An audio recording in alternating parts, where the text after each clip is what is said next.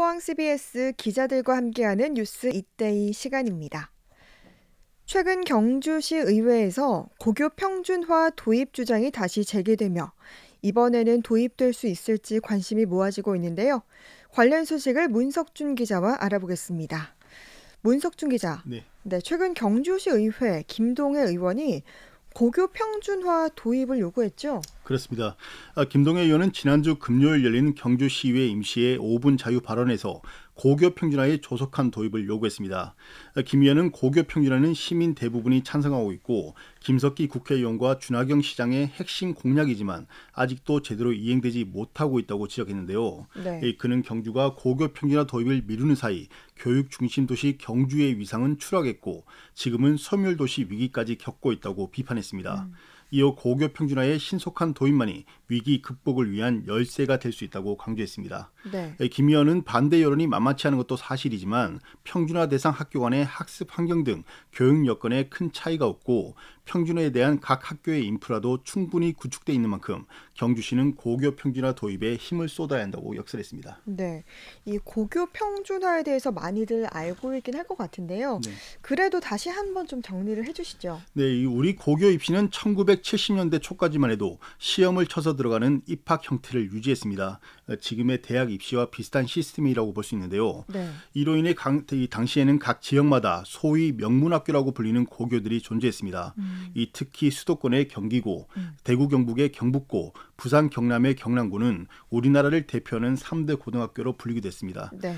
이들 명문고는 사실상 지역 인재를 싹쓸이했는데요. 지금도 법조계나 정치계 등에는 경기고나 경북고, 경남고 출신들을 심심치 않게 볼 수 있는 이유도 바로 이것입니다. 네. 한때는 이들 학교 출신이 우리나라를 지배한다는 말까지 나왔을 정도로 이들의 영향력은 막강했었습니다. 네. 하지만 이 1970년대부터 고교 평준화 정책이 도입되면서 우리 고교의 입시 체계는 큰 폭의 변화를 맞았죠. 그렇습니다. 정부는 고교 비평준화에 각종 부작용과 폐해가 잇따르자 1974년부터 서울과 부산을 시작으로 고교 평준화 정책을 도입했습니다.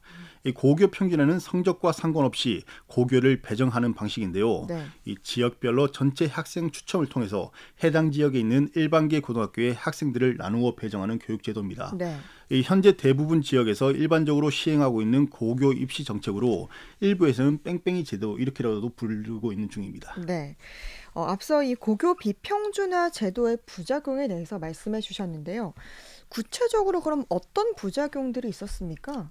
우선 고교 비평준화의 가장 큰 부작용으로는 학생들이 너무 일찍 경쟁으로 내몬다는 점이 꼽힙니다. 네. 이 학생들의 미래의 꿈을 고민해야 할 중학교 때부터 좋은 고등학교에 진학하기 위해서 입시 위주의 교육을 받아야 했기 때문인데요. 네. 1970년대 초까지만 해도 일부 중학교는 3학년을 밤 10시에서 11시까지 자율학습을 강제로 시키는 등 상당히 인권유린이 심했다고 알려지고 있습니다. 네. 게다가 학생들이 원하는 고등학교에 진학하지 못할 경우 더 문제였는데요. 사실상 패배자 같은 그런 취급을 받는 등 비인간적인 교육 행태도 문제로 지적됐습니다. 네. 그리고 또 이제 인재들이 대도시로만 집중되는 그런 현상도 발생했죠. 그렇습니다. 아까 말씀드린 비평준화 당시의 소위 명문고들은 대부분 대도시에 있는데요. 이로 인해 폐단이 상당했던 것이 사실입니다. 네. 이 지방도시 학생들이 명문고에 진학하기 위해 어릴 때부터 대도시로 유학을 가는 그런 현상들이 발생한 겁니다. 네. 지금도 경북 지역 기초지자체 지자체장 중 상당수가 대구 지역 고등학교 출신인 점을 보면 이 같은 폐단이 여실히 드러나는데요. 네. 아시겠지만 현재 포항시장과 경주시장도 모두 대구 지역 고등학교 출신입니다. 네. 유학을 떠났다 온 것이죠. 네. 그러니까 이런 논란들로 경주 지역의 고교 평준화 도입 논의도 계속해서 이렇게 제기돼 왔죠. 그렇습니다. 경주는 천년 고도의 특성상 각종 개발이 쉽지 않아 신도심 등이 부족하고 젊은 층을 끌어들일 만한 기반 시설과 문화 시설도 열악한 편입니다. 네. 특히 교육 여건은 더욱 열악하다 이런 평가를 받고 있는데요. 한때 경주는 경북 동부 지역의 중심 도시로 경주고는 인근 포항과 영덕에서도 유학을 왔을 정도로 높은 수준을 자랑했었습니다. 네. 그러나 포항과 울산 등 인근 도시들이 급속히 팽창하면서 교육 여건과 수준이 높아진 반면 경주의 교육 경쟁력은 오히려 떨어진 겁니다. 근데 이 경주의 교육 여건이 떨어지고 있다는 사실은 어떻게 확인할 수 있을까요? 근데 이 같은 거는 지표로 가장 많이 활용하는 것이 서울대 입학생 수입니다. 음, 서울대 입학생 수가 이 지역에서 얼마나 많은 인재를 배출했는지 숫자로 확인할 수 있기 때문인데요. 그렇군요. 이 숫자에서 경주는 포항과 울산 등 인근 도시에 압도당한 지 오래됐습니다. 네, 울산과 포항은 2000년대에 차례로 고교 평준화를 도입했는데요. 네. 제도 도입 이후 일부에서는 우려도 제기했었지만 현재 포항과 울산은 완전히 안착된 상태입니다. 음, 일부에서 제기했던 교육 하향 평준화 논란은 이 자사고 등을 통한 수월성 교육으로 해소하고 있고 네. 학교 간의 경쟁을 통해서 교육의 질은 오히려 높아지고 있다는 그런 평가를 음, 받고 있는 건데요. 네. 이 방금 말씀드린 서울대 입학생 수에서도 이를 충분히 유추할 수 있습니다. 최근 수년간 포항은 최대 100여 명에 달하는 학생들이 서울대에 진학하면서 비평준화 당시보다 더 좋은 성과를 내고 있는 것이죠. 네.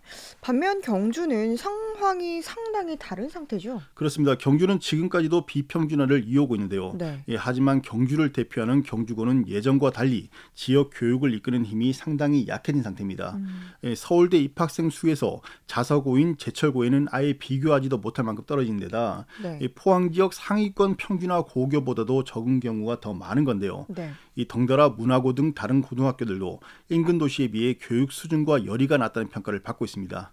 이로 인해 경주 지역의 많은 학생과 학부모들은 고교 비평준화에 상당한 불만을 갖고 있는 겁니다. 네. 그러니까 말씀하신 것처럼 경주시는 고교 평준화 도입을 여러 차례 시도했었죠. 그렇습니다. 가장 최근의 일이 2017년인데요. 네. 당시 최양식 경주시장은 신년 기자 간담회에서 고교 평준화 문제와 관련해서 개인적으로는 도입을 바람직하게 생각한다고 긍정적인 입장을 보였었습니다. 네.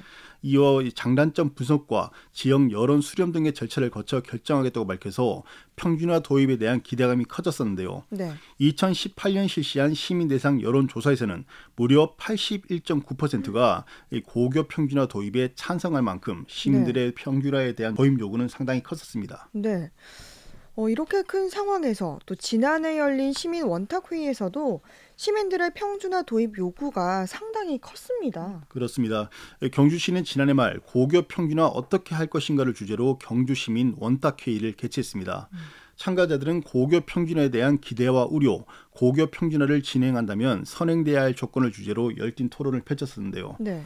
이 고교 평준화에 대한 기대로는 특정 학교 서열화, 또래 간의 위화감 조성 해소, 입시 위주 교육 대신 맞춤형 미래 진로를 위한 역량 강화 등을 꼽았습니다. 네. 반면 학령 인구 감소로 인한 정원 미달, 학력 하향 평준화, 학교 선택 기회 박탈 등의 문제점도 거론됐었는데요. 이 고교 평준화를 위해 선행돼야 할 조건으로는 학교 간 교육 환경 격차 해소, 적성에 맞는 진로 맞춤 교육 강화 등이 제시되기도 했습니다. 네, 이렇게 여러 가지 방안들이 제시가 되긴 했는데 이후에는 별다른 절차는 진행되지 않고 있죠. 그렇습니다. 아쉽게도 지금 별다르게 절차들이 진행되지 않고 있는데요. 네. 이 원탁회의에서도 시민들의 평준화 도입 필요성이 다시 한번 확인됐었지만 이후 관련 논의는 사실상 대부분 중단됐습니다. 이 코로나19 이슈로 인해서 추가적인 논의가 진행되지 못하고 있는 건데요. 이에 따라서 김석기 국회의원과 준하경 시장 모두 고교 평준화 도입을 핵심 공약으로 제시한 만큼 하루빨리 나서달라는 요구가 이번에 나온 겁니다. 네. 경주 지역 고교 평준화가 제대로 도입되지 못하는 이유는 그럼 어디에 있을까요? 여러 가지가 있겠지만 우선 가장 먼저 꼽을 수 있는 것이 경주고 동문들의 절대적인 반대입니다. 이 경주에는 경주고와 나머지 학교들이 있다는 말이 나올 정도로 경주고의 위상은 사실상 절대적이라고 볼 수 있는데요. 네. 이 당사자들은 부정하지만 많은 시민들이 경주고 출신들 말에 카르텔이 있다고 믿고 있는 것도 사실입니다. 네. 특히 경주고 출신들이 경주 지역 의사 결정권의 최상위권에 위치한 경우가 많은 만큼 모교의 위상을 떨어뜨리려는 고교 평준화 도입을 강력히 반대하고 있다는 겁니다. 네. 근데 사실은 포항 지역도 좀 마찬가지였었잖아요. 그렇습니다. 이 특정 고교 출신들의 반대는 2008년 고교 평준화를 도입한 포항 지역도 마찬가지였습니다. 네. 평준화 도입을 위한 의견 수렴 과정에서부터 포항고 동문들은 상당히 조직적으로 반대를 했었는 건데요. 네. 게다가 평준화 이후 2, 3년 동안은 포항고 출신들을 중심으로 비평준화 재도입 요구가 상당히 거셌었습니다. 결국 자신들의 기득권을 내려놓기 싫은 인간의 본성적인 심리가 평준화 도입을 어렵게 하고 있는 겁니다. 네. 그럼 경주 지역의 평준화 도입 논란은 앞으로 어떻게 될까요? 여러 가지 가설이 있을 수 있는데요. 이 분명한 건 앞으로 경주 지역에서 평준화 도입은 쉽지 않을 거라는 점입니다. 많은 시민들이 요구하고 있지만 기득권을 지키려는 층의 강력한 반발을 깨기는 쉽지 않아 보이기 때문인데요. 네. 또 평준화 도입만이 모든 문제의 해결점도 아니기 때문에 이 관련 논의를 더욱 숙성시켜야 한다는 점도 사실입니다. 하지만 확실한 건 경주 교육의 새로운 길을 모색하고 발전 방향을 찾기 위해서는 이번 논의에 대한 진지한 고찰이 필요하다는 점은 사실입니다. 네. 이 정치인과 시민 모두가 머리를 맞대고 해결 방안을 찾아야 할 필요성이 여기서 제기되는 겁니다. 네. 뉴스 이때의 고교 평준화 도입 논란 짚어봤습니다. 문석준 기자였습니다. 수고했습니다. 수고하셨습니다.